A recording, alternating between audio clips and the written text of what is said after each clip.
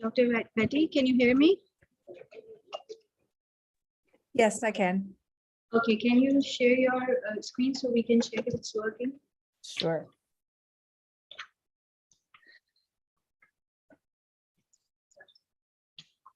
Yeah, it's working. Thank you. And you can stop the sharing right now. Okay. Thank you. See you soon. Okay.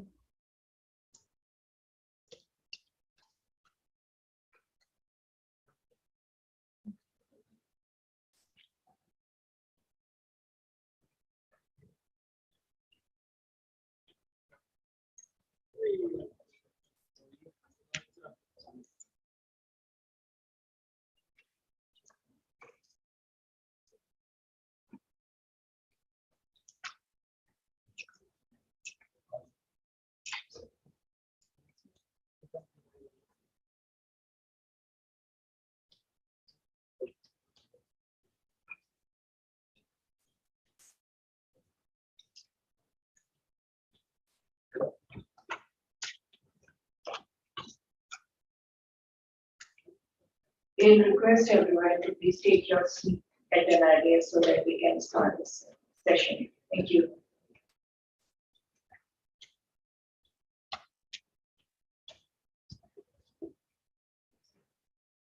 Okay, Bismillahirrahmanirrahim. Assalamu alaikum and very good morning.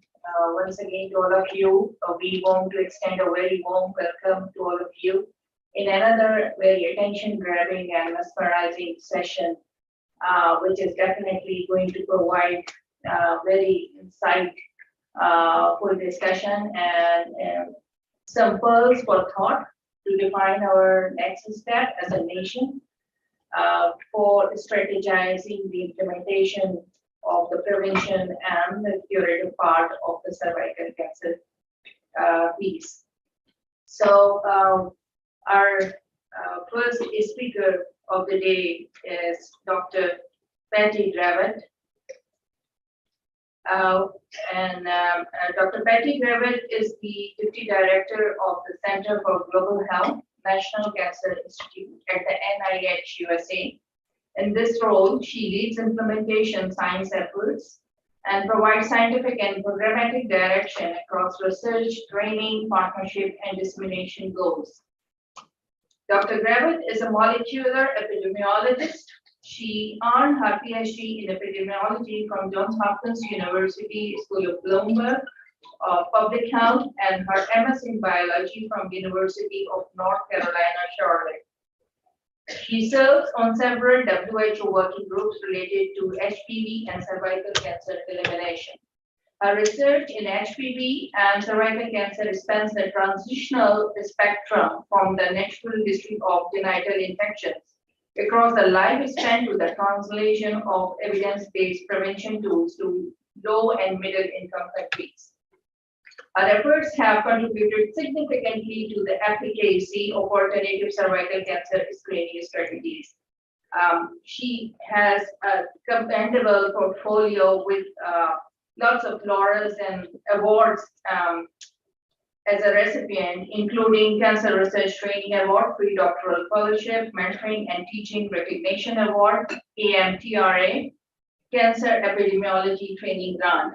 So with this, I'll request Dr. Gravitt to please share her thoughts with us.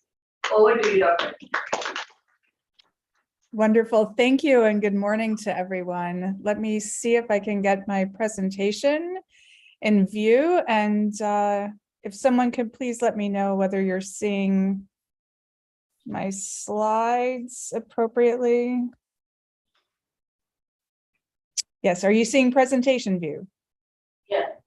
Okay, perfect.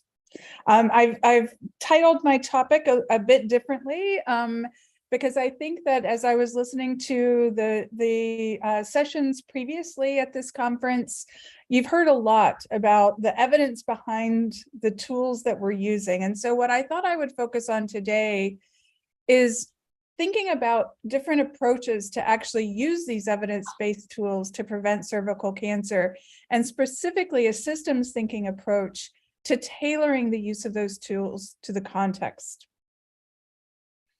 As we know, and we've heard multiple times, the WHO has offered that we have a call to action to eliminate cervical cancer as a global public health program.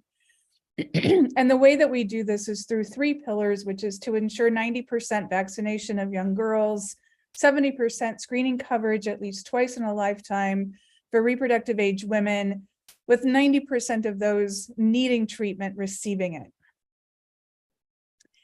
And so what I want to do today is to talk about some work that I've been doing with colleagues in the health system in Iquitos, Peru, where we've worked together as researchers, Ministry of Health, health system delivery and community to use a systems approach to meeting these cervical cancer elimination goals. And we call this the Proyecto Precancer. Proyecto Precancer is an implementation research study which uses participatory action research and systems thinking to test strategies to improve cervical screening reach and to decrease the loss to follow-up after a positive screen in Iquitos, Peru. We target the largest public health network in Iquitos, which is called the Microred Iquitos Sur, which has a population of screen-eligible women from 30 to 49 years old of about 20,000. And I'm going to skip first to kind of what we achieved, and then I'm going to go back in time and tell you what I thought was important in terms of the Microred Iquitos Sur achieving their elimination goals as well as they have. What we saw in the beginning is that none of the 17 primary health facilities were meeting their screening goals using visual inspection with acetic acid or VIA. After we implemented an HPV-based screening program, which allowed for self-collected samples in July of 2019, we had nearly 75% or more of primary health facilities meeting or surpassing screening goals for HPV testing. And you can see here that in order to achieve 70% screening coverage over 5 years of the population with HPV testing, you would need to screen about 230 women per month. And you can see within 6 months of implementation, the health facilities were surpassing that. Of course, they shut down primary healthcare screening due to the COVID pandemic. But you can see as soon as the health facilities came back online, one of the most remarkable things that we found, and this was totally attributable to the health system, the researchers were not even there, we haven't traveled to Peru in some time, is that the health facilities restarted their HPV screening programs and were meeting or surpassing their goals again as soon as the health system. So this is the HPV-based testing per month. And this is the actual follow-up with visual assessment for triage and thermal ablation of positives. And you can see that as they kind of started their screening program, they ramped up their treatment. And then they continued that again after COVID. So moving from 30% of VIA positive women who were completing care prior to the implementation of this program to 70% of HPV positive women actually completing care. And I think that's even improving more as time goes on. So what I want to talk about today is how did a systems approach with the health system enable implementation and resilience that we saw post-COVID? Well, I think one of the principles that we used in thinking about this was to recognize that both HPV vaccination and screening programs are going to be implemented in complex adaptive systems. Complex adaptive systems, they're complex because they're difficult to understand or predict. They're dynamic because they're moving and changing. And I think we all recognized how dramatically, for example, our health systems changed in terms of their operations during the COVID pandemic. It was an excellent opportunity for us to remind ourselves of the adaptive complexity within our health systems. It's adaptive because it will change to adapt to an environment or condition. And again, with COVID, we saw how we did that. And when we implement our health interventions in these complex adaptive systems, it demands a systems approach to designing our implementation plan. And that's what I'd like to talk about today. Oops. So what we did was to engage in a systems thinking approach. This was adapted from the Omidar's group systems practice model, where we went through 4 iterative phases. This was definitely a participatory action research approach. All of these phases were implemented from the very beginning with our partners in the health system and the Peruvian Amazon.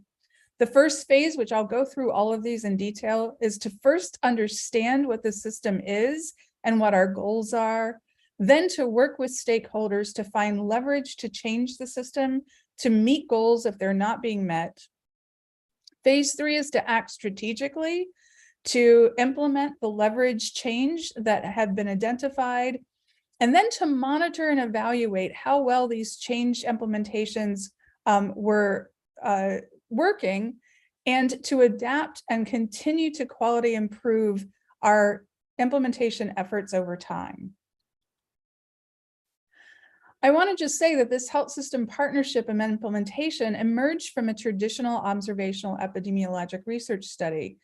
And this is just to talk about how we engaged with the health system to do this project. This was not something that we imposed on the health system. We were there working in concert with other stakeholders to look at the possible effect of soil transmitted helminth infection on HPV prevalence, where we did in fact see that helminth infected women had, particularly at older ages, had a higher prevalence of HPV. But in doing that, our HPV outcomes were measured by self-collected HPV tests.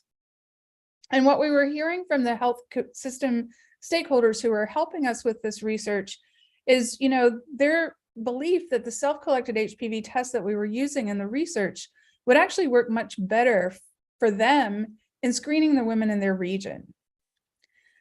And so we then worked with them to submit a grant opportunity to the Dissemination and Implementation Research and Health funding opportunity from the USNCI. And actually were awarded a grant to look at the implementation of HPV-based screening to reduce cancer disparities in cervical cancer in the Peruvian Amazon. And this is the Translating Molecular Diagnostics for Cervical Cancer Prevention into Practice. So the context where we were working, again, it's the Peruvian Amazon. The Peruvian Amazon is reachable only by boat or airplane. You cannot arrive there by car from any part of the world. They have an incredibly high cervical cancer rate in the Peruvian Amazon. Cervical cancer is the first leading cause of cancer death in women 15 to 44 years. And that's despite the fact that they believe that they're having at least 60% screening coverage with either pap smears or VIA for multiple years, which is suggesting that despite the fact that they offer in the public health system a screening program, it was not working effectively. Again, here we are in Iquitos in the Peruvian Amazon, and just with reference, this is Lima, the capital city of the country. We're working in the largest public health network, as I have mentioned before, and this is just an example of one of the more rural public health facilities where the screening is offered. We initiated with our stakeholders reflecting on the 70–90% cervical cancer elimination goals for screening. And with the stakeholders together, we asked ourselves, can the Microred Iquitos Sur change their screening system to meet these elimination goals? And what would that take? Again, we used the Integrative Systems Praxis for Implementation Research, or INSPIRE method, as an implementation methodology to facilitate this work. So in the first phase, what we did was to use various methods like SAW systems methodology, process mapping, key informant interviews, and program audits to really understand how their screening system was currently operating. Again, they'd had one in place for at least a decade, but as you could see from the fact that we still had the leading cause of cancer mortality in the region being from cervical cancer, it was apparent to everyone that the system was not working.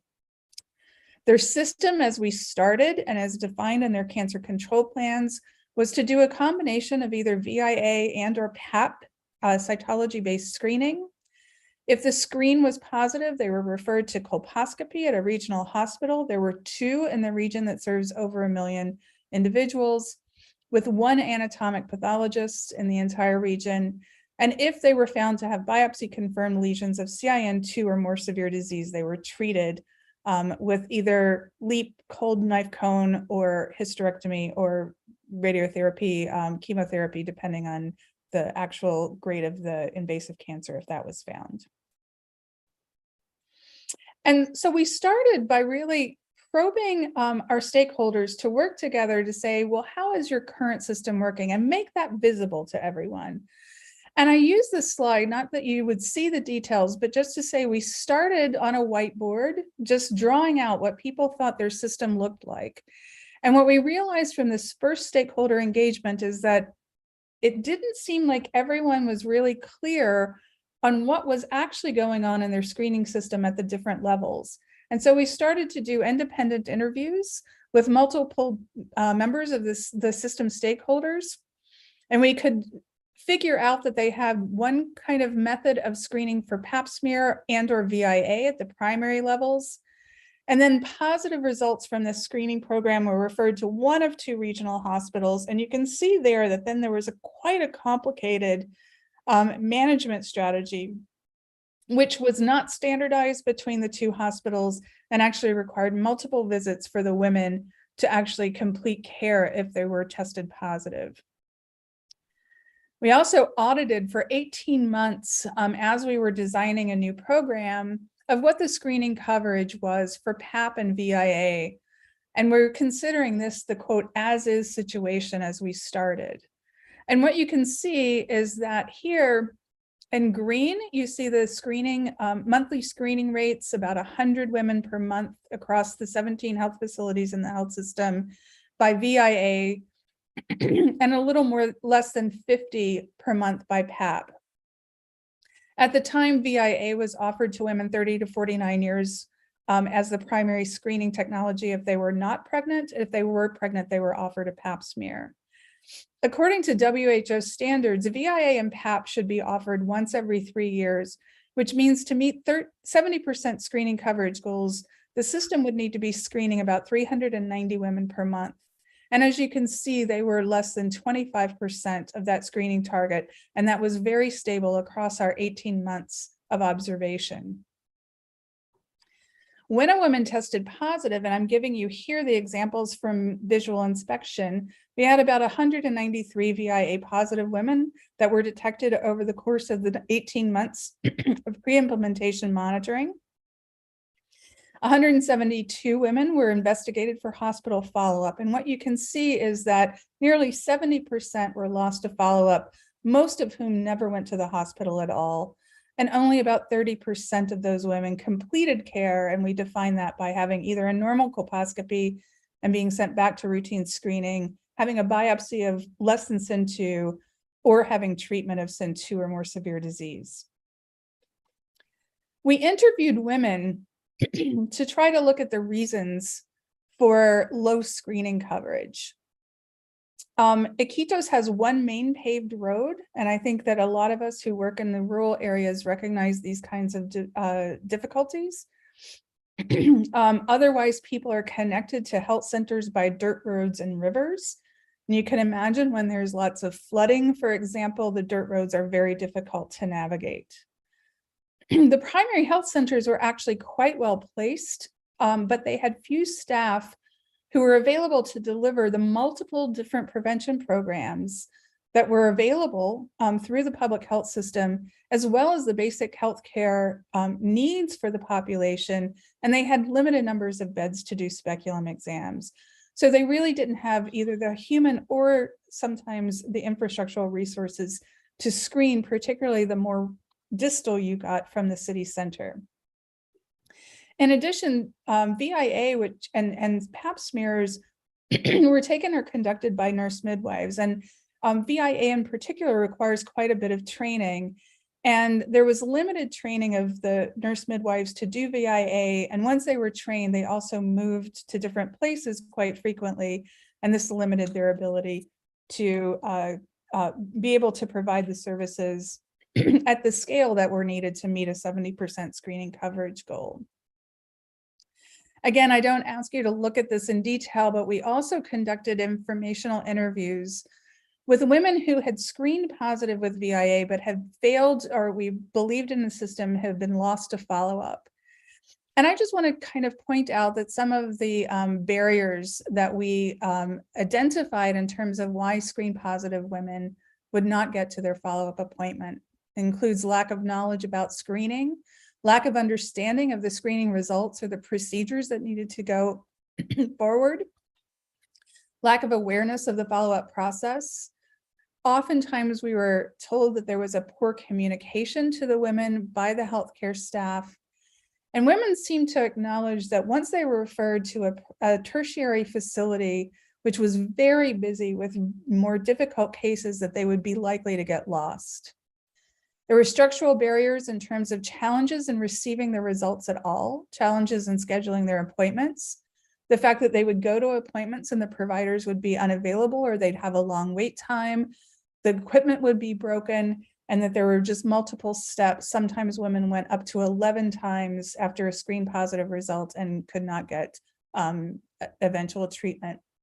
And then, as you're all aware, and I think is most of the concern in lower resource settings, is the financial barriers, is that there were direct costs and out-of-pocket payments, even for supplies that were required for the procedures. So we encountered women saying they needed to pay, for example, things at the pharmacy, 21 or 18 soles or US $67 every time they went to the doctor. They just couldn't afford it, and so they would go to their natural healers or just abandon the process altogether. So this again is the as-is situation. We weren't meeting the goals, and we understood some of the reasons why, both structurally and cognitively, in terms of how the women in the healthcare facilities understood their screening program. But what we did next was to take this information and engage the stakeholders in a group model building process with deliberative dialogue, so we could really kind of start to think together about why the system was working as it was and what could be done to change.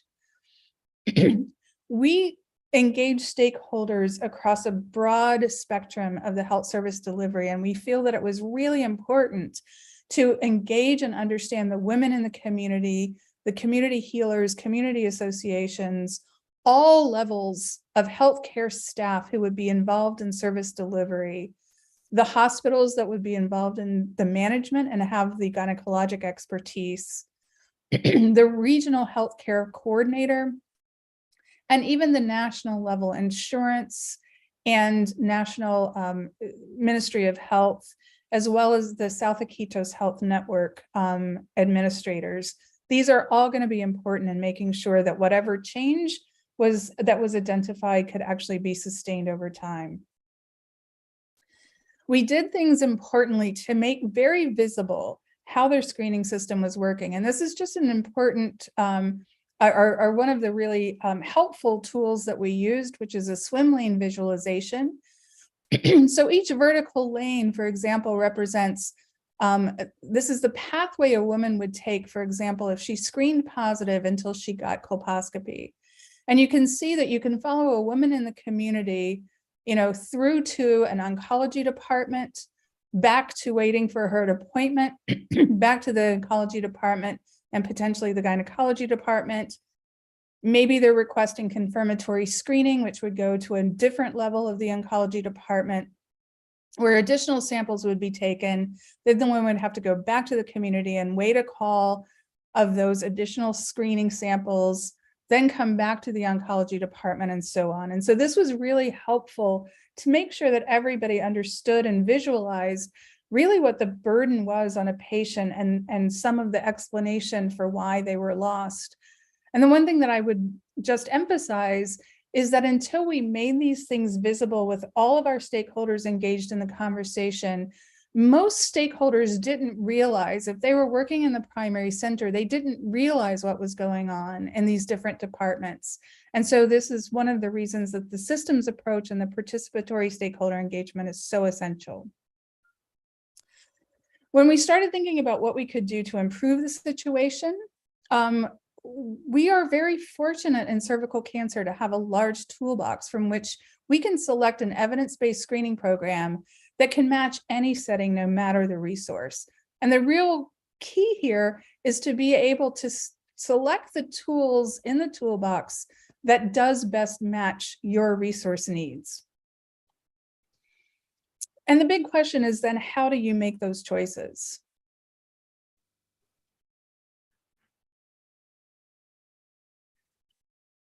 Well, in our leverage finding session, what we did was to basically say that for each of the steps in the screening pathway, so determining which type of screening test you use, whether you do a triage test or not, and if you do, which type of triage you use, whether you require a pathologic diagnosis of histologically confirmed precancer to determine whether you're going to treat, and then in whichever method you're using to determine a woman needs treatment, which type of treatment she can have. These are different decision points, and you can see in each decision point, you have lots of options. And the one thing that I want to really emphasize is that any one of these options, according to the recent WHO guidelines, has been proven to be effective in multiple combinations to meet or reduce the cervical cancer burdens in a population. And so what we tried to do in this work was to really engage our stakeholders to ask the questions, which of the screening test types and which of these decisions that we needed would meet the 70% screening coverage goals and the 90% treatment of positives. And for each of those conversations, we really probed ourselves to think, for any one of these choices, would it be feasible to deliver given our resources and our settings and the stakeholder beliefs and values? Is it going to be acceptable across all levels of the health system stakeholders? Is it affordable? Can we actually do this? Because if we cannot afford it, it's not going to be a good choice. Is it going to be something that we can sustain over time? And most importantly, is it going to be equitable? Is it something that only women who are living near the city center can access? Or is it something that we can get to most people across the entire coverage area? And so when we're looking at this, we're really trying to make a trade-off balance. And I think this is one of the important things that we can think about in terms of setting public health policy, is we've got to balance the desirability to have a perfect test, a perfect treatment, against the feasibility of making sure that women are actually able to access the test, that they're able to access the treatment if they screen positive. And these were the conversations that we had within our health system, stakeholder meetings. And we tried really hard to keep the ultimate goal in mind when making the choices. And this is something that I've found repeatedly to be difficult, because as physicians, I think people really believe that there is a best method. And what we wanted to make sure that we understood is we want to provide all women with the same opportunity to prevent cervical cancer. And sometimes, as illustrated really nicely in this diagram, this means using a different set of tools in different populations based on what resources and needs the different populations have in order to provide an equitable opportunity for cervical cancer prevention.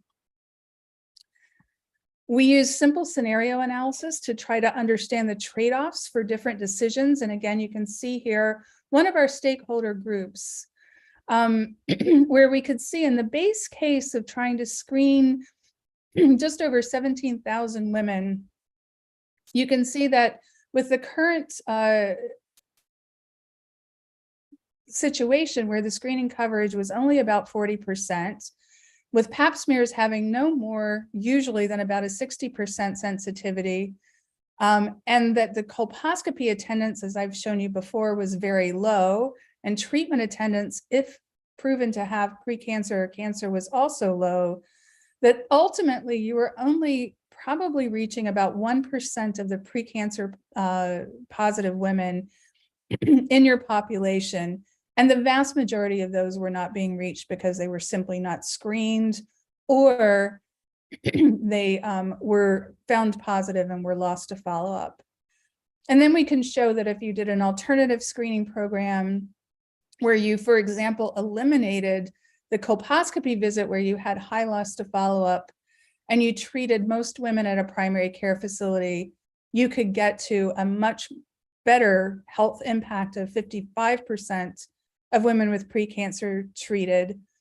And the trade-off you're making there is potentially over treating 7% of the women. And then that was something that needed to be discussed of whether there were real harms associated with thermal ablation against HPV positivity, and making sure that the solution that was found was acceptable to all the stakeholders, again, balancing desirability and feasibility.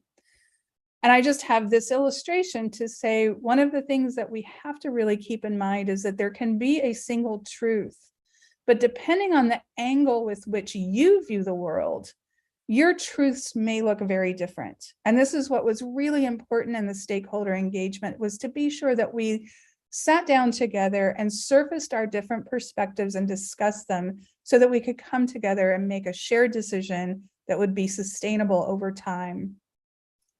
And in fact, with our stakeholder engagement, what happened is that balancing again the evidence with the resources and feasibility, the health system stakeholders agreed that they would shift to an HPV screening program, and which included a self-sampling option to increase the screening coverage.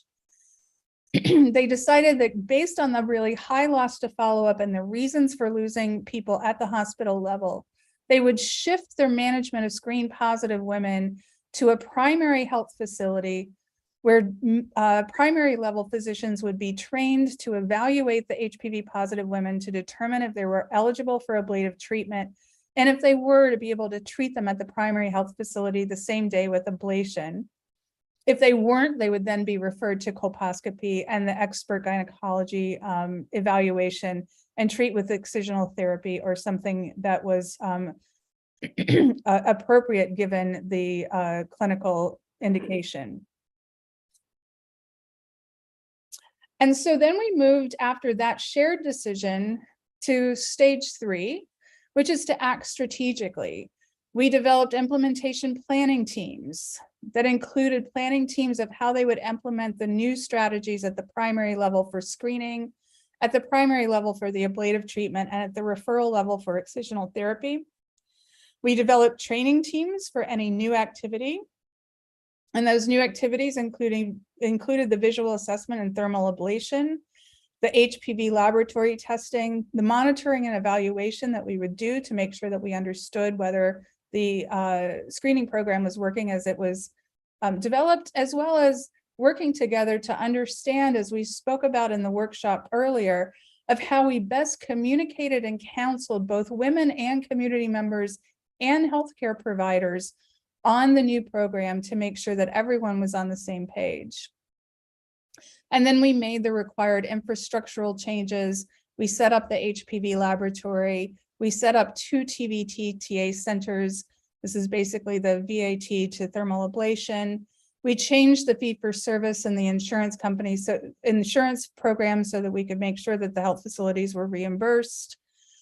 And we instituted a new web-based screening monitoring system. Once we implemented, then we worked into phase 4, which is to reflect on how the system was working post-implementation. And again, reflecting on our outcomes according to these implementation outcomes of acceptability, feasibility, cost, coverage, and sustainability.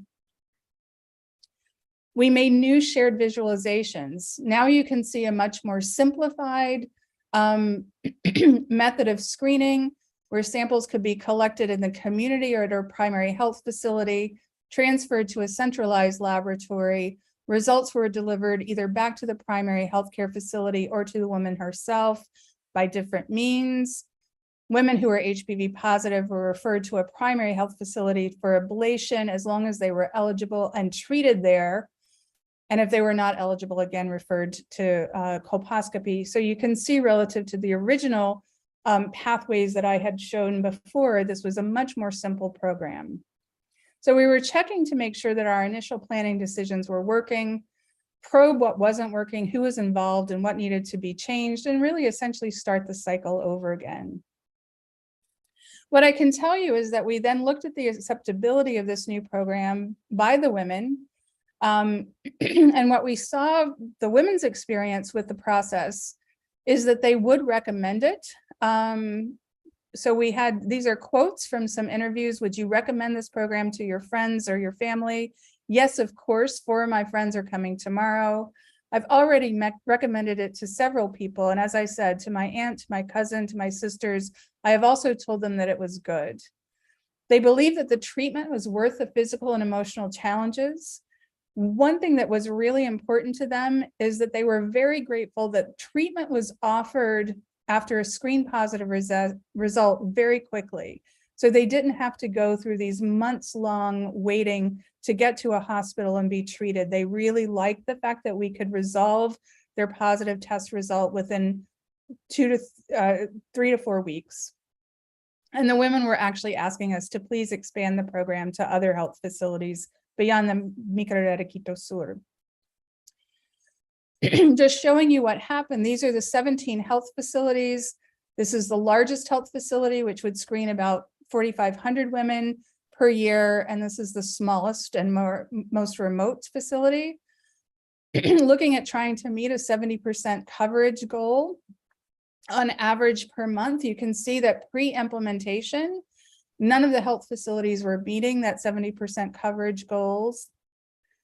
But after we implemented the self-sampling and HPV-based screening, you can see that many more facilities were actually offering and surpassing their 70% screening coverage. And this was a preliminary evaluation just before the COVID pandemic. 9 of the 17 facilities meet their screening coverage goals, and 100% of them adopted HPV testing and de-implemented VIA in the appropriate population.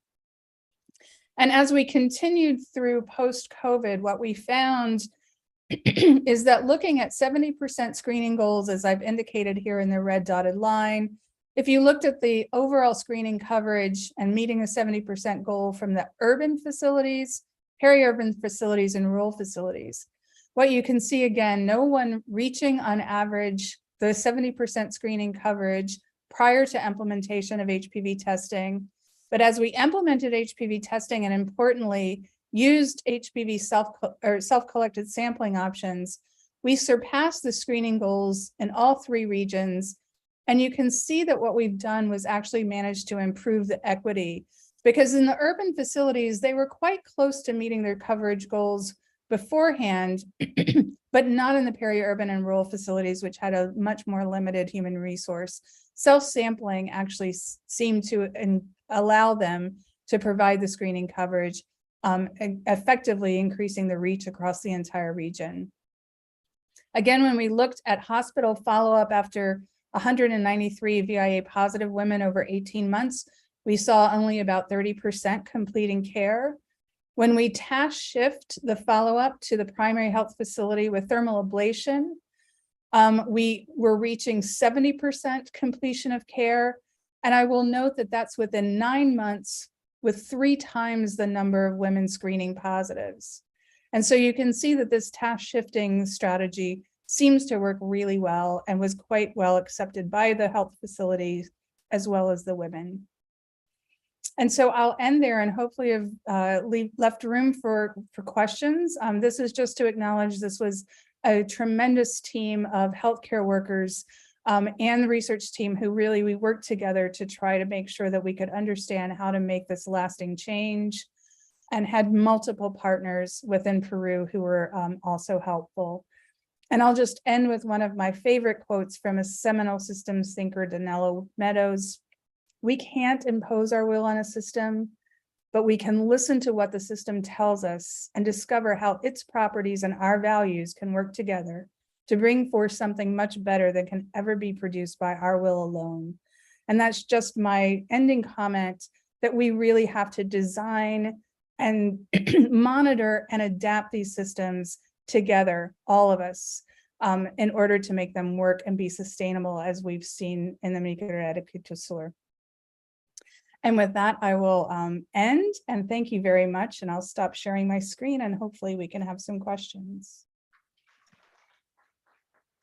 Thank you very much, Dr. Jarawat. That was very insightful information shared by you on the global evidence present, and definitely that is going to help Pakistan as Pakistan is moving towards universal health coverage with a more integrated model within the health systems. And I think the study you have shared your experience in Amazon, that was really going to help us in strategizing and shape up the mechanisms for cervical cancer prevention, as well as the elimination of the cervical cancer in Pakistan, because Pakistan is also a signatory of the WHO commitments by 2030 to eliminate cervical cancer, and 70% of the screening and out of 70%, 90% of the elimination is the ultimate goal of the country as well. So definitely we have to take care of some of the important things and how we can provide these ultimate services for the prevention of the cervical cancer in the country for the Pakistani women. And I definitely, from the preventive perspective, boys also, and how we can ensure the follow-up and just the dropouts, the loss to follow-up as well. We have to come up with very strong communication and the advocacy strategy. Definitely that will be taken care by all the joint efforts of all the stakeholders. Then shaping up the mechanism jointly and collaboratively will definitely be helpful for the country with a better tracking system to track the health burden of the cervical system in the overall system. So thank you. With this, I'll request our audience to please, you can ask 2 questions from the speaker. Yeah, first question from Sam.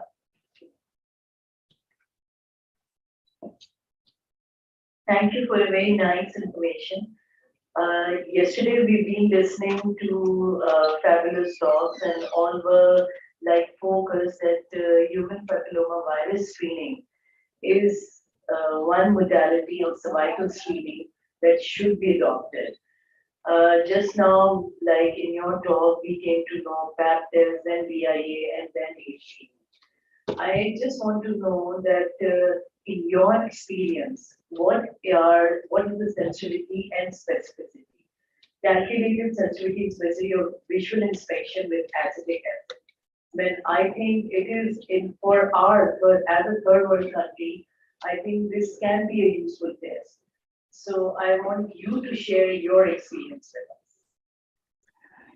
Right. Well, thank you for the question. And I agree that right now we have to be realistic that the costs of the HPV tests are currently just prohibitive for many people. And so it is still worth, I think, considering until the costs become more manageable, whether there are other alternatives.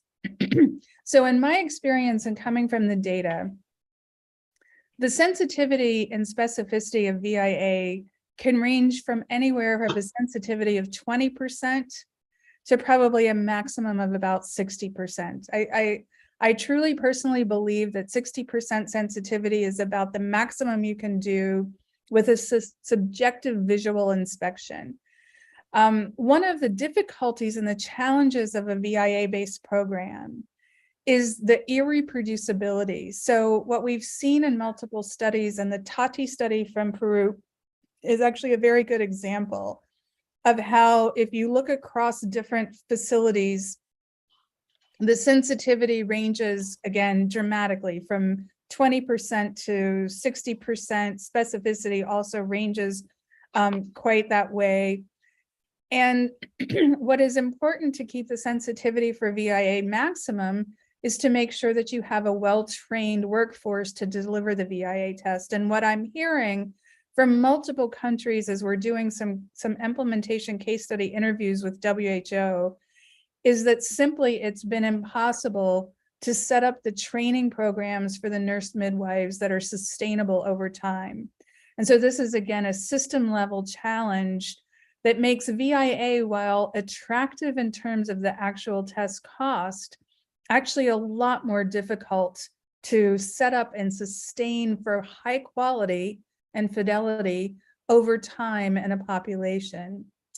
So I think that those are the trade-offs again that have to be considered. I know in Peru, for example, there was no ability to do actual in-person training. VIA was always being trained remotely by visual images. And I think that all of you who are gynecologists or who are involved in kind of using these technologies, if you don't have the in-person training with clinical settings and with real life patients, it's unlikely that the quality of the VIA inspection is going to be quite high. And so again, the training program feasibility becomes a real challenge and actually a high cost at the end of the day if you were to meet those demands. So that's my experience, and that's also what I'm hearing from multiple other countries across the world. Thank you very much. Another question? Last question. Yeah. Thank you, madam. In your presentation, you have said that in South America, especially in Amazon rainforest, like Brazil, Peru, there is a higher prevalence rate of HPV and cervical cancer to indigenous tribe women. And there the accessibility is very difficult due to this Amazon forest and river. So how your organization and team is going to approach these indigenous tribe women, because they are usually not welcoming to external people. It's very difficult to access them. So how you are going to create awareness to these indigenous people? I'm wondering if somebody can repeat the question for me. I just was having a bit of difficulty hearing. Could maybe the moderators repeat for me? Sometimes the microphone is a bit difficult to hear from the audience. Amazon rainforest in indigenous in the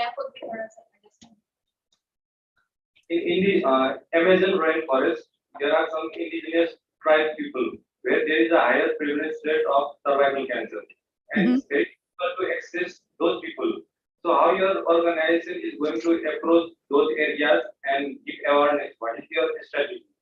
Okay, so thank you. The question was around how you reach to the difficult population. There are some tribal area in the Amazon region. So what was your strategy for creating awareness and reaching to these hard to Right. That's a wonderful question. And it's one of the things that most excites me about my experience working in Peru is that, we didn't do anything as researchers, but once our colleagues in the health system saw for themselves the acceptability of self-collected samples, the ease of use of using the portable thermal ablation instruments to treat HPV positive women, what they are doing now themselves, they've organized this totally independently of any research activity, is they're now making campaign trips on boat to these rural regions where they're taking the portable thermal ablation kit. They'll go first and collect a lot of the self-collected swabs. They'll bring them back to the city to be tested. And then once they know who's positive, they'll call ahead and tell the local primary health facilities in these remote areas, here are the women you need to gather who screened positive, and we're going to be there in a week, for example, to do the treatment. And then they go by boat with the team with the portable thermal ablation and provide the treatment on site. And this is actually working really well to reach some of the most remote tribal areas. And the health system is organizing this again with the community members and using local facilities. So again, it's this task shifting of making sure that you can collect the sample in the community and you can go and provide the treatment as close to the community as possible. And they've been really successful, again, at kind of increasing the screening coverage and reach by developing these campaign type strategies. Thank you very much, Dr. Betty Gerber, for joining us today. Thank you, audience, for asking such great questions. I'll hand over the session to my colleague, Professor Dr. Asma. Over to you. Thank you, Dr. Fauziya. Next, we have the roundtable discussion. And the topic is how to implement cervical cancer screening in Pakistan. A very important topic. And for that, I am pleased to invite the panelist, Professor Dr. Mohammad Iqbal Chaudhary, Director, ICCBS.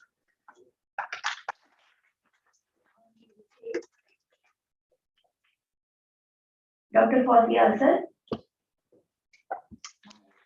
Here, myself here. Dr. Khalis Fatma, Dr. Kavita Kumari, Ms. Farhana Siddiqui, Dr. Hina Bashir, sorry, and Professor Dr. Ifner.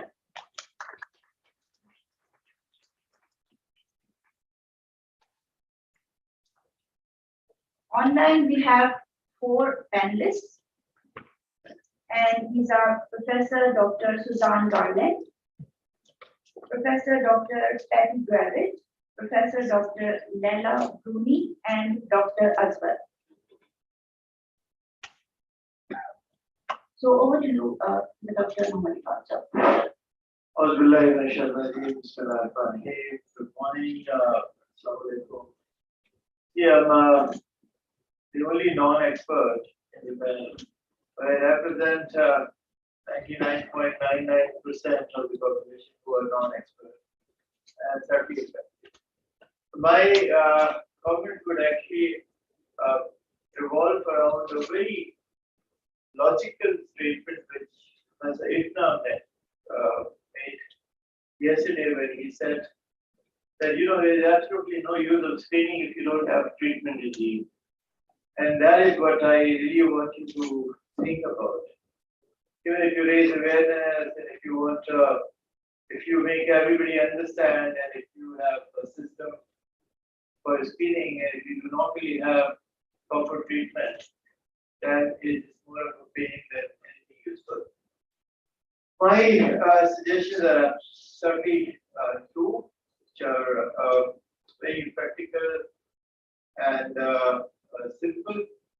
There are 114 health science universities in the country. Half of them are public sector, 2 setups.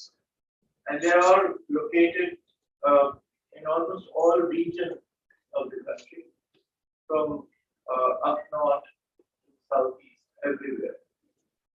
But I would like to suggest that they need to play a central role, because these are the places where we have right kind of people, both for screening and for treatment. What is more logical is to actually divide the whole country 214 areas, so-called encatchment areas, in which every university is made responsible of conducting a screening program and then, of course, followed by it. I have seen this thing happening in the case of diabetes in Iran.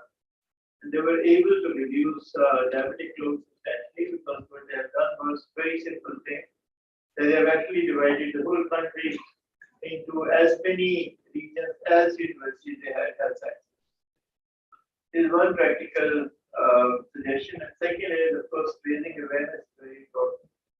That not only make general public aware of the problem, but also to sensitize.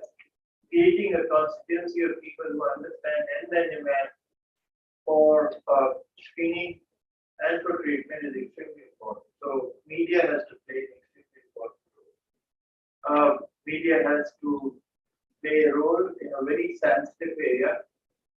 Many of these topics which are related to cervical cancer are taboos in our countries because many of these diseases are sexually transmitted and very often people do not go into topics which can be controversial in this sense. But the fact is that people are dying, and one has to be aware of the fact that when people are dying, there is absolutely no other thing but to save them. Thank you very much. Thank you.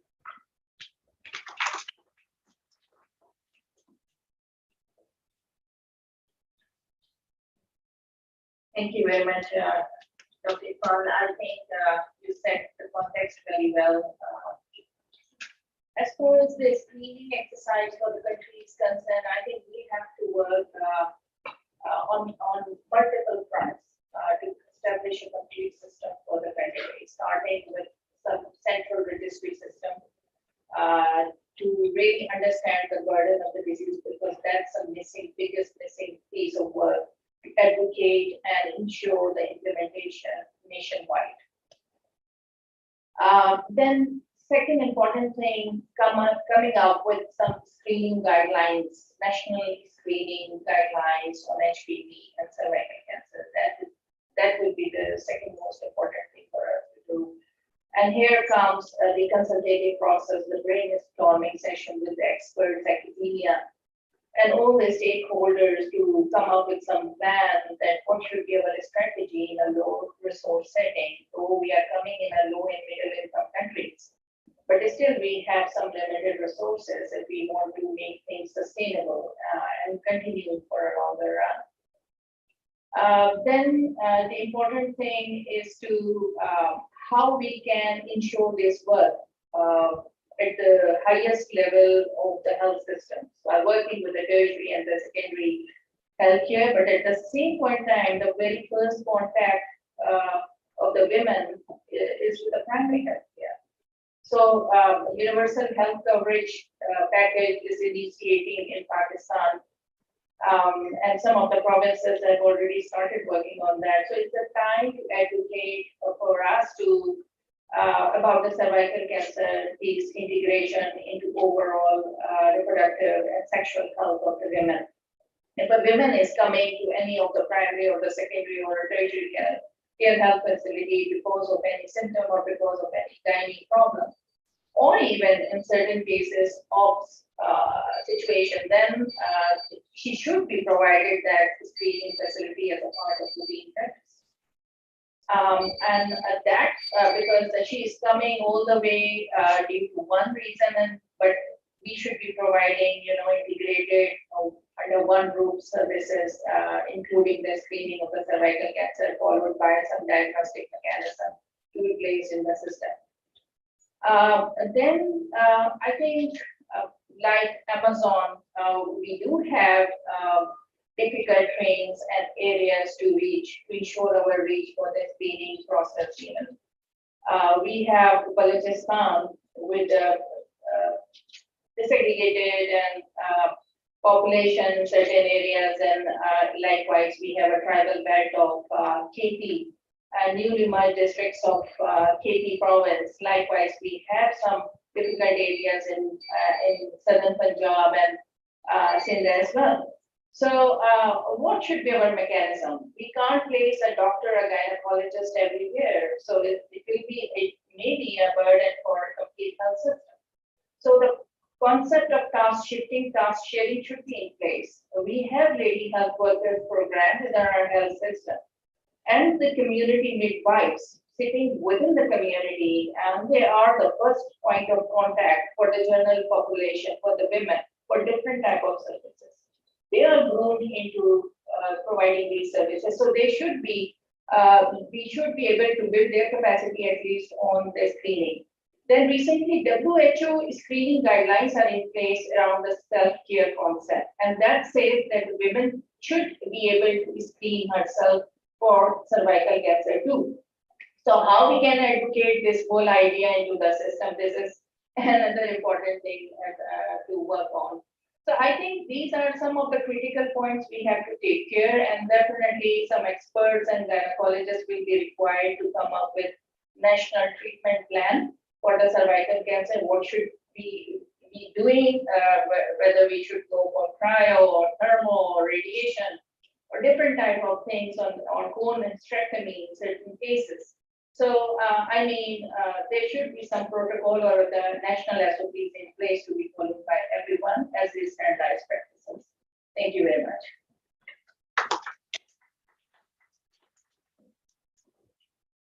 Thank you. Okay, I'm a gynecologist, or I'm totally agree with your talk. I'm a gynecologist, and before I'm coming to the topic of implementation of the cervical screening program, I just highlight a few issues. I am taking part of the HPV screening program with the collaboration of some people from the Karachi University like Maria.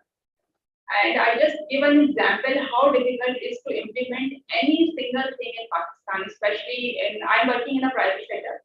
So when Maria came to me and she asked me, Doctor, I want to collect some sample and I want to do some screening program, I totally agreed to work with her. I went to my MS, I went to my HUD, and I requested them, and they asked me what benefit we get from this testing or this screening program. So this is the problem basically, because they just think that either this is our project or if we are taking part from some other like other institute, what benefit we get. So I try to counsel them, and I starting this taking the sample from my OPD. And so far, I just collect very minimal amount of sample because most of the people, we are doing a very busy clinic. We have a daily OPD around 150 to 200 patients, and 50 or 70% of patients from the gynecology. And we usually doing the Pakistan nurse setup. It's a very common practice. For any gynae surgery, we usually do the pap smear, but not very much. Just if there is something that we think that this woman needs pap smear, then we go for this test. So if we see that our data so far is very minimal, we just collect very little sample because the people are still not very much agree. Even my colleagues are not so much enthusiastic to do this work with me. This is the difficulty, this is the problem that we are facing at every level. Similarly, today morning, I asked my colleague why, how you are here, because I am invited from the university, how you were here. She asked me that my dean is involved for, and he has got a call from the university. So this is the best step. If Maya didn't come to me, someone senior just directly communicate with my MS, then he imposed us to take the sample. And we can take the sample in a lot of patients, not just a minimal quantity, because it's the only isolated work that I am doing. I'm trying to increase the sampling size, but the difficulty is that my senior level person is not involved.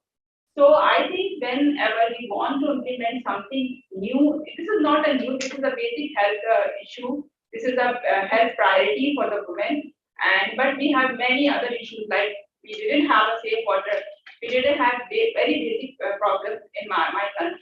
So if you want to implement the screening program successfully in Pakistan, we need to involve some strong stakeholders. That is, if my MS is involved in this project, I don't think that we have a restricted amount of samples. We collect more than 200 or 300 samples because everybody is involved in this project. So this is the problem in Pakistan. Second thing is, Dr. Fauzi said, if the treatment is available, definitely we have treatment. Treatment is not a problem. Basically, we have therapeutic option, but we didn't have preventive aspect. Screening is a preventive aspect. Vaccination is a preventive aspect. If we prevent the disease from the beginning, then we don't go for the treatment. Regarding the treatment modalities, most of the time, patient came with advanced stage like stage 2 and stage 3, and the treatment is very great. And there's a lot of misery with the patient. We cannot say that we provide the treatment. This is not a treatment. Basically, this is just to resolve a problem, just to, we can say that it's the end of life supporting treatment. We cannot provide that treatment because the disease is so much advanced. And if the woman has screening, if she knows that she has to come for the screening in every 3 years and every 5 years, as NHS recommended that after 25 years, every woman has to come for this screening program. That is, there is no awareness in our population to come for the screening program. Or if she has any problem, like any other symptom that is suggested to any problem with related to cervix, they didn't know about that. This is a sinister thing, and we have to go to the doctor. Even in my clinic, whenever I go for the pap smear, I ask them that this is a very important test. I want to take from your cervix that is detect the precancerous stage. So again, she asked me, Doctor, I have a cancer. So we have to give them time. We counsel them. We have to transfer the message why we want to take this sample and how much this is important for them. So regarding the implementation, at the gynecologist level, I think we should talk the patient, we give them time, we train our midwife, we train our nurses, because they are the person that is mostly communicating with the patient more than us. So they can transfer the message more better than us. And again, if we go to the mass level, then we have to involve as we are doing the EI program and we are providing the vaccination. If the patient knows that is a mandatory part, if we keep in our list of investigation that if the patient came for us for the ox problem, for gynae problem, we have certain standardized investigation. So we keep the pap smear as a mandatory part of these investigations. And whenever patient came to us, we are going for the routine test, we take the pap smear. If in a private setup, we are doing it, but not frequently. In government setup, again, the problem is the cost. If the cost, patient has to pay, and if this test is not free or not possible for every patient to go for the pap smear.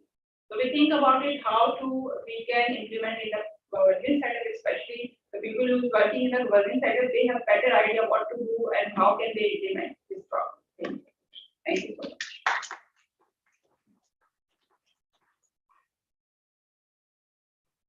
Thank you, Dr. Kenise.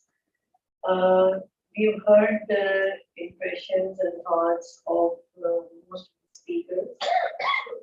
In my opinion, one thing I'm desperate about, and we've been working on it in our hospital. I'm there at United Medical and Dental College for the last 10 years. So when we started our OPDs, just one thing that we started was that pap smear is one investigation that we do free of cost at United Medical and Dental. We don't charge patients even for the kit or anything. It's all available. I will start my talk if I would say that cervical cancer is one cancer which is a disease of young females, and it is a preventable problem. And young mothers dying from cervical cancer, I think any country or any community cannot afford this kind of misery. This is one thing that is preventable. That is why I've been hearing the talk since yesterday, and I think at the end of every talk, this thing reminds me that back home, how much can I implement human papillomavirus screening, which is not cost effective for the women that I train at Queen General Hospital. They are not affording. That is why I keep talking and I keep convincing myself, or I keep convincing the speakers that how much can you help me out with this pap smear. This is that was the motive. Coming back to implementation, yes, I would agree with Dr. Kenise that pap smear should be included in the list of mandatory investigations. Everywhere it is not cost effective. I think government setups are doing it. Back at JPMC when we were trained as residents, I remember we used to take the pap smear of every single patient.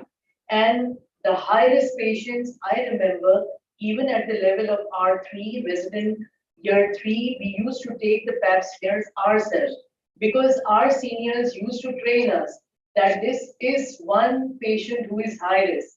Kindly, you take the sample yourself and bring the result. And many of the time, it turned out to be cancer. And most of the time, we were rewarded. The patient was timely managed. My question is going to treatment modalities for a cancer, which is actually preventable, is not something good. It is not something we should all think about it very seriously. All of us are here. There are many people coming from good platforms, people coming from government institutions should think about it that even not including pap smear is obsolete. Let's move on to HPV screening. Okay, then make it cost effective. Make it cost effective in a way that all the big reputed institutions of Karachi, I'm talking about Karachi because I am working here, they should be provided with the relevant equipment, with the relevant screening technique, with the relevant staff. As far as the staff is concerned, I think each of the hospital can provide a set of staff, 10 people, 20 people who are trained in taking the test, and then they sit there and do a focused work. It is not only that the sample is taken and then we forget everything. No, it starts from the sample is taken and the concerned staff should realize the importance which woman has to be dealt with first and which woman has to be dealt with last. We have to screen out for the high-risk women. Coming back, we have a big set of women who are not educated. Women coming to Queen General Hospital are not very much educated. Hardly many of them have not been to school. So it's practically difficult for them, as Dr. Kaneez just mentioned, that I wanted to take pap smear, and the woman said, do I have cancer? Yes, they do. If we take pap smear, they say the only answer is you do a hysterectomy. Hysterectomy is not going to tell you cancer. At least we have to tell them why we are doing this test and how far we can guide you with the test. So making a thing available to a set of women who are not educated is a challenging event. Actually, if I see myself, yes, talk hours and hours, and I have to put those patients at the end of OPD, sit with them, explain, draw diagrams for them, and tell them what problems you can end up with. So the media can help us, the television, the YouTube, everyone is there on Facebooks. Keep posting the message in the form of short advertisements, just like we see the advertisement on dengue virus or in COVID prevention. This kind of advertisement can be posted that this is one test and the women should be rationing. You would be surprised to know that even most of the colleagues, the doctors I know, they don't go for pap smear themselves. If the doctors don't know the importance of pap smear, I cannot expect the layman, an uneducated class of women to know about this thing. So making it, if you want to implement this test, we have to put it in a mass awareness, make it publicly, just a public message, a short public message on television, YouTube, train our staff. And one thing that I would request and will always request, that make the screening tests, which are not cost effective for our country. I mean, this is a priority above every other thing. So these tools be made available, training staff, next implement, and the vaccination. Obviously, the vaccines are very expensive. So a woman who is going to Khan University Hospital or maybe Liaquat National Hospital or Patel Hospital may afford. A woman coming to Preet General Hospital will not be able to take this vaccination. So those who are in favor of putting this vaccination as an expanded program of immunization, yes, I would agree to that.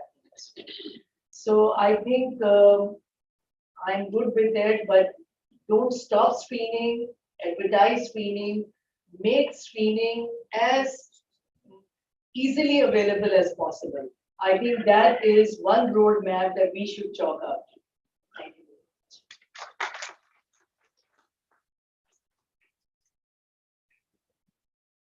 Thank you, Doctor. And thank you, Dr. Kaneez, for recognizing Russ's role. Since yesterday, I was reading that people are talking about healthcare professionals, but none of the speakers spoke about nurses play very important role.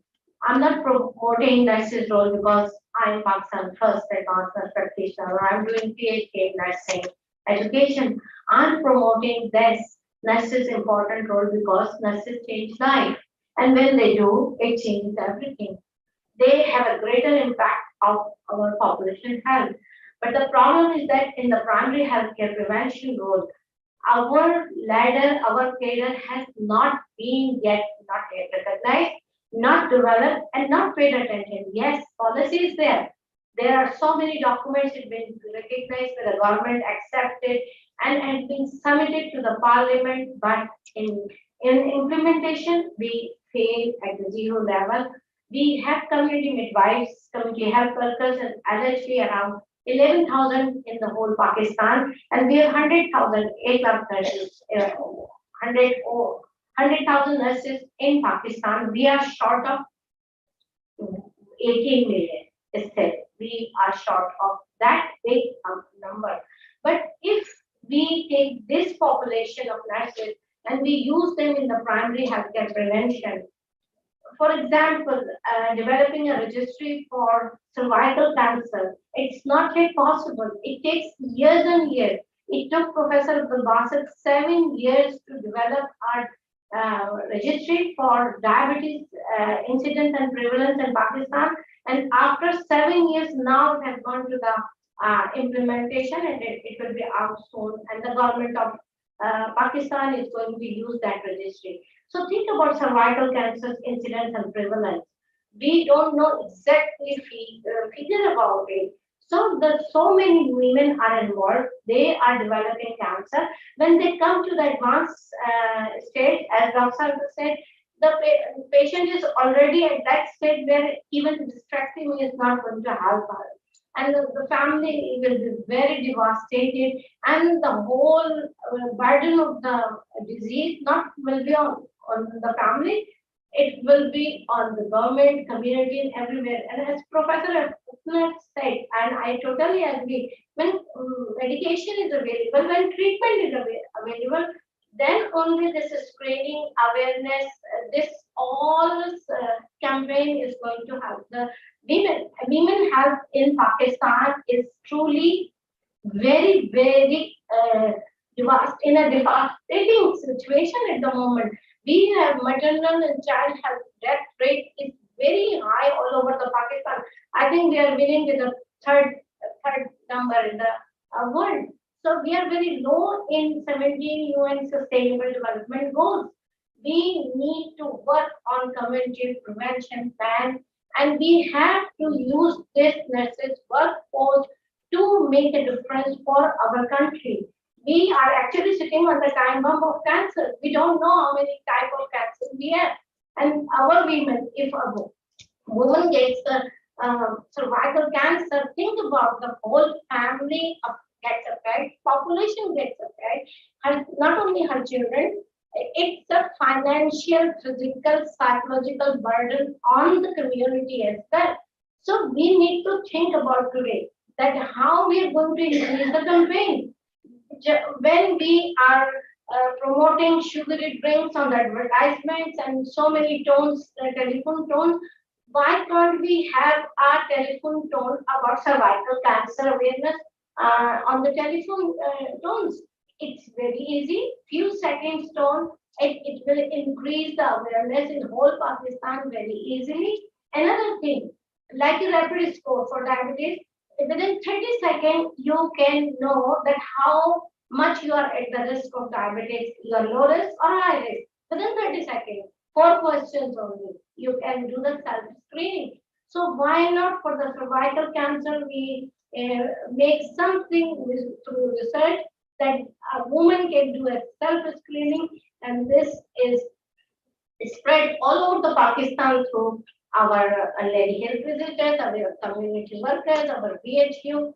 And the last I will say that we have to involve men. As I said in the workshop, thank you, Professor and Dr. Hannah and Madam Harunisa for including us in this wonderful workshop. In the workshop, I said we have to involve men. And it's very, very easy to involve any class of men for any kind of public awareness. 52 weeks a year, we go to Friday prayer. Our men go to Friday prayer. And we have a big cast of Shia who has got almost 2 months of morning and Majlis every day. We have Milad. We have a lot of religious activities going on in Pakistan. Why not we use these religious scholars to address men? This is a very important thing, and we have to invest in our women, and we have to invest in nursing profession in Pakistan so we can make a difference for our population health. If our patients are safe, our nation is safe, and then the global health will be safe. Thank you so much.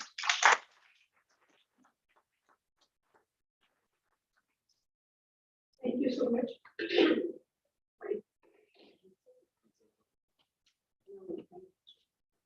It was pleasure listening to all the distinguished guests, and thank you so much for giving me the opportunity to talk about. My name is Dr. Hira Bashir. I belong to OBGYN team. I'm a consultant gynecologist.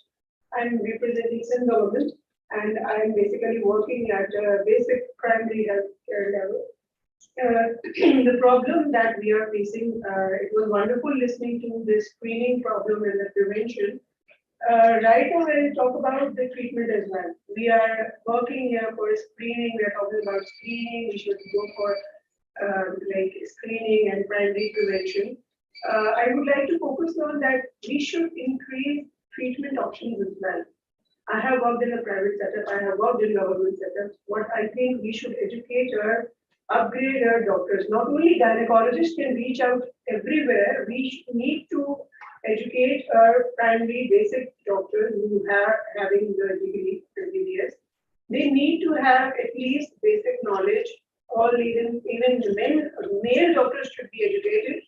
Female doctors should be educated regarding this screening, and they should be taught about what is the prevention. They should be told about vaccine, its benefits, what are the risks, what is the benefit and prevention, and regarding the treatment.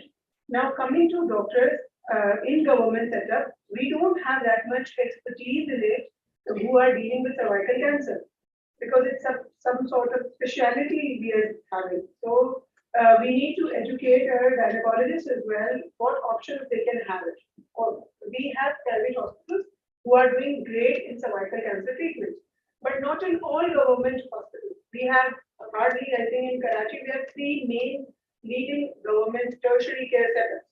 And on the other, we have all the secondary care levels. In secondary care levels, I don't think so we are going through these cervical cancer treatment. We are just going for normal delivery and cesarean sections. So we need to upgrade our secondary care hospitals as well, who can manage the cases which are referred after primary screening and prevention. And if somebody is having cervical cancer or symptoms of cervical problems, they should treat at the secondary care level as well, and then they should be referred to tertiary care level.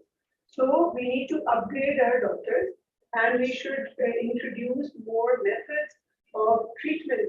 Like not every hospital, even not government hospitals, have got personal recreation facility. They don't have upgraded things that are present in your tertiary care setup for the treatment of cervical cancer. Second thing that I want to highlight is that after focusing on the treatment measures, we need to upgrade our government setups, and we need to upgrade our hospitals and gynecologists along with the instruments and all. When we are talking about screening program, as Dr. Kavita said, that yes, we need to make sure that the screening tools are accessible, cost effective and sustainable, that whoever is doing it, we should train our doctors, the lady health workers or nurses regarding how they should collect the sample and where it should be dropped, and proper results should be collected. Data should be entered, and it should be at the basic level, and then it should be at the regional level, and it should be at the national level as well. So we need to have a proper roadmap of trained people who are dealing with it. And it's not that difficult, but yes, it will take time. It took a lot of time for us to start with the basic vaccinations that we have in the API system. Now, inshallah, we are planning for introducing it in our system, but it will take time.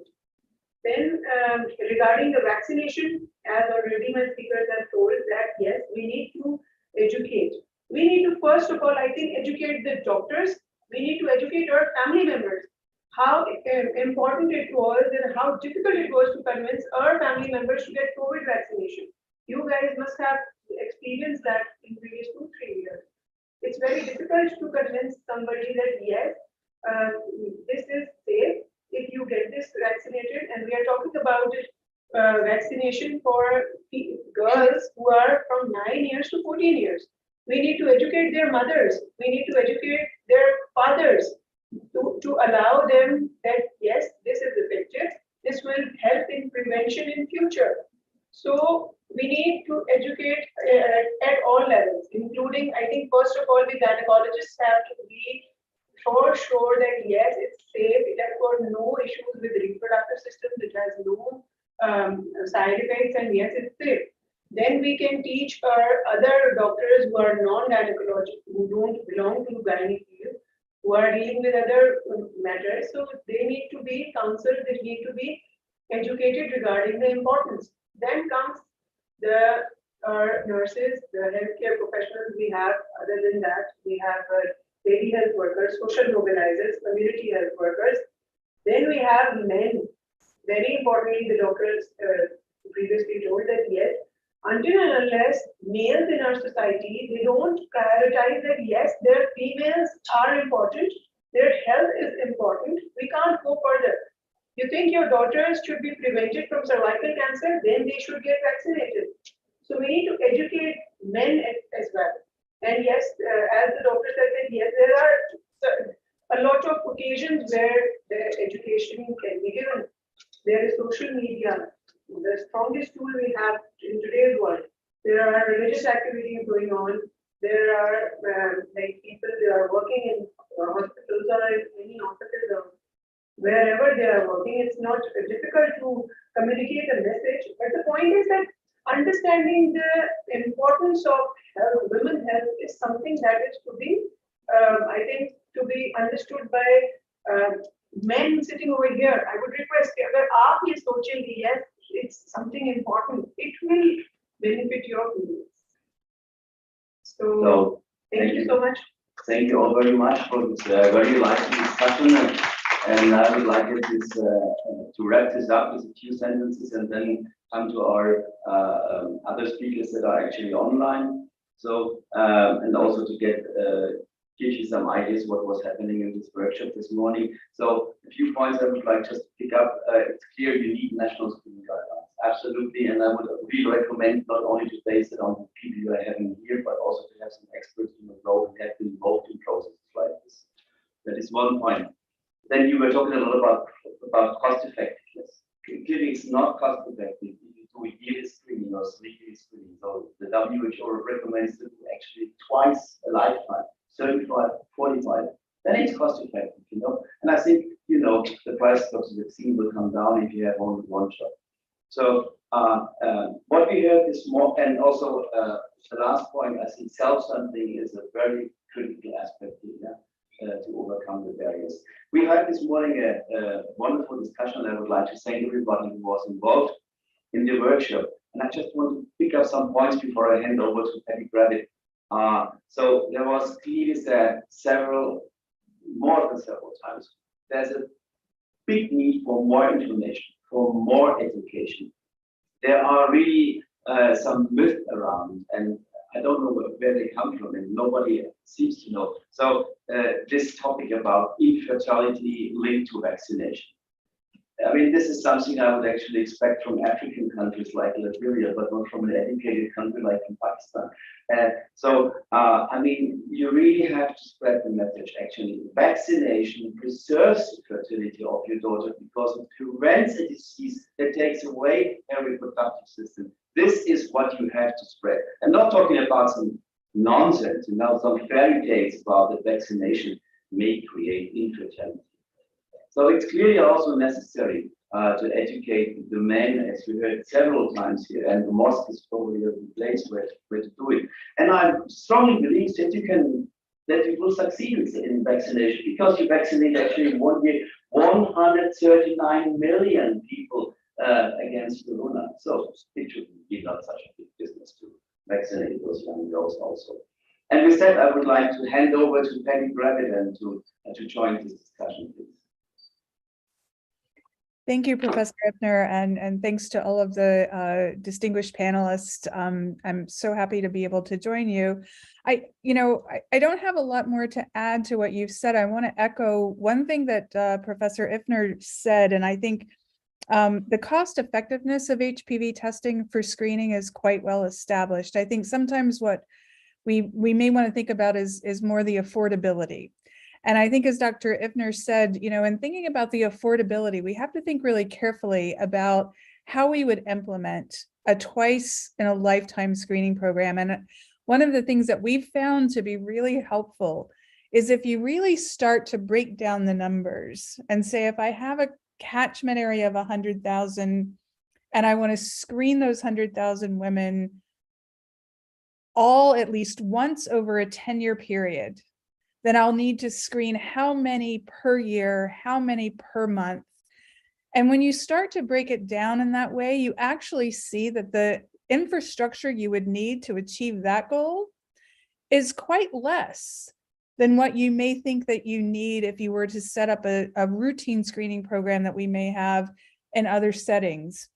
And I think that the other important thing that I just wanted to echo is talking about universal health coverage, talking about the practicalities of the primary health facility. I think integrating, and I've heard many things this morning as well, of integrating the HPV-based screening or screening and vaccination with maternal and child health family planning programs. Really, we can think about how we can look at all of these sustainable development goals and how we can really strengthen the primary health facility systems so that we can deliver the interventions at the primary level for prevention and then free up the space and the opportunity from the hospitals for what is really needed at that level, which is expert care of much more complicated disease compared to just screening. And so I think I would just end by saying that I think that it's you know, there's such an opportunity for integrating these different kinds of packages at the primary health facility and working with the gynecologists and the experts at the hospital level to make sure that what we can prevent in the community can be done and then has equitable reach for a large proportion of women who may never be able to get to a tertiary care facility, and then save the expertise at the hospitals for those women who really need expert care. And that's what you're there to deliver. So I think that I would really emphasize, you know, working really closely together with the primary healthcare stakeholders as well as the tertiary stakeholders to make a comprehensive program of both cervical cancer prevention, but women's health in general. Thank you. Thank you very much, Betty, for that. Sue, would you like to hear something? Sure. And look, I'm sorry, my internet's been dropping in and out.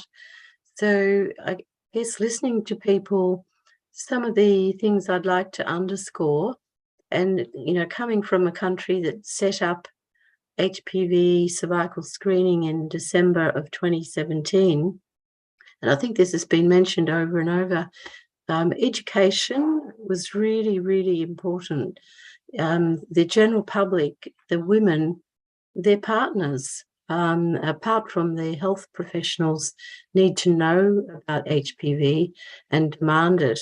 I mean, we had a lot of effort go into the educative materials, from having been telling women they had to come along every 2 years for a PAP, to then suddenly change to a DNA test and to do this every 5 years and do it much later. Women initially were skeptical. So I think in Pakistan, where you're starting a program, yes, education is really, really important. And as I said on the opening night, the IPVS, the International Papillomavirus Society, has a lot of educative material that's up to date, written by experts. And please join IPVS. You can join as a group for a very tiny amount of money for your institution and gain all these educative materials. That's point number one. I think point number two, and it was discussed yesterday, excuse me, when you do choose an HPV test, it needs to be a validated assay. And again, we as a group at IPVS are putting out a paper on this. And also, you know, you've heard a lot at this meeting about self-collected samples. We did this many years ago for sexual health screening or group B strep screening in obstetric patients, and found that the women were very much in command with the testing, and affectionately called it a T-test because we used to use tampons for it. So they'd say, "Give me the T-test." And I think, you know, explained the correct way women want to be in charge of their testing. If you're going to test, clearly you have to have a management program. And I know someone earlier in this roundtable mentioned about having the facilities for treatment. And in some work we've been doing in Papua New Guinea with Andrew Vallely's group, we've been using a screen and treat for women for HPV using the Cepheid system.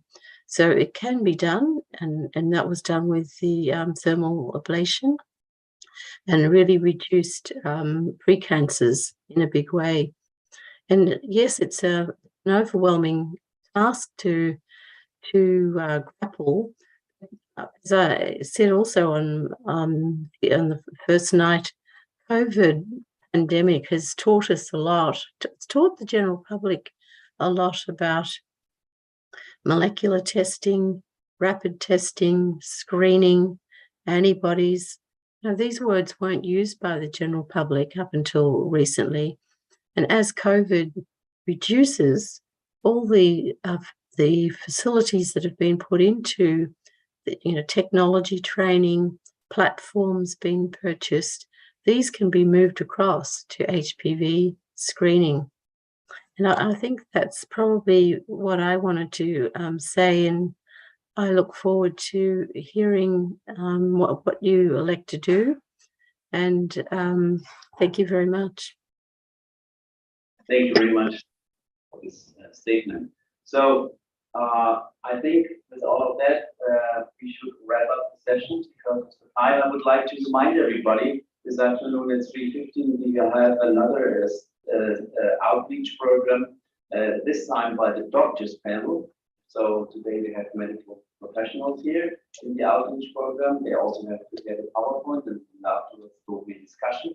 And now I invite everybody to go over for lunch in the Jubilee Hall. Thank you all of you very much for your attention. There's some housekeeping or? We have a little bit of time, just 5 minutes. So I suggest that if we can get a few questions from the audience. 5 minutes. Okay. 5 minutes, yes. Please, quick questions, please. I am Dr. Asman and I am working as a gynecologist in a government setup. Rather than a question, actually, I would just like to add my points, focusing on the basic theme was how to implement the cervical cancer screening in Pakistan. So I just want to highlight the important practical points that these need to be focused before implementing the Pakistan. The first is as just recalling that awareness, and this is in terms of establishment by the health education sessions, community sessions, media, they all play the role for the awareness. Then working in the government setup, this is really very important. If you want to implement the cervical cancer screening in Pakistan, there should a basic establishment at the national level first. Otherwise, in the practice, in the our non-government setups, the cervical cancer screening has been established and it is progressing day by day. The major issue is in the government setup, and for that implementation, it is very important that we have to implement a proper national program. And for this, after implementing it, there should be the support by the finance system, because when to screen and how to screen, this is very important. After that, how to screen. This is for provision of the equipment and whom to screen and who would screen. For who would screen, the first category is the doctors, and after the doctors, there come the paramedical staff and the further staff that can be included by the suggestion of the doctors. For that, there should be some master trainers and the development of the training of the trainers. This is very important system. We all have read in the previous sessions as well that there is no use of screening if we don't treat them. We have that treating strategy as well. So we know that 70% of our population is with the low socioeconomic status. Then if they become screen positive, then where to go? This is the next question. This plan should be established right from the beginning. And for that development, there should be development and strengthening of the fellowship of gynae oncology program in the government setups, so that our government setups should be well equipped. They should have the modalities to facilitate the treatment of such patients. And then we can only reduce the burden of the cervical cancer. Thank you. Thank you very much. I mean, we have already discussed it with the national screening guidelines and facilities. Thank you very much. I think there is no more time for further questions. I would like to thank all of you and enjoy lunch. Thank you so much, panelists. Thank you.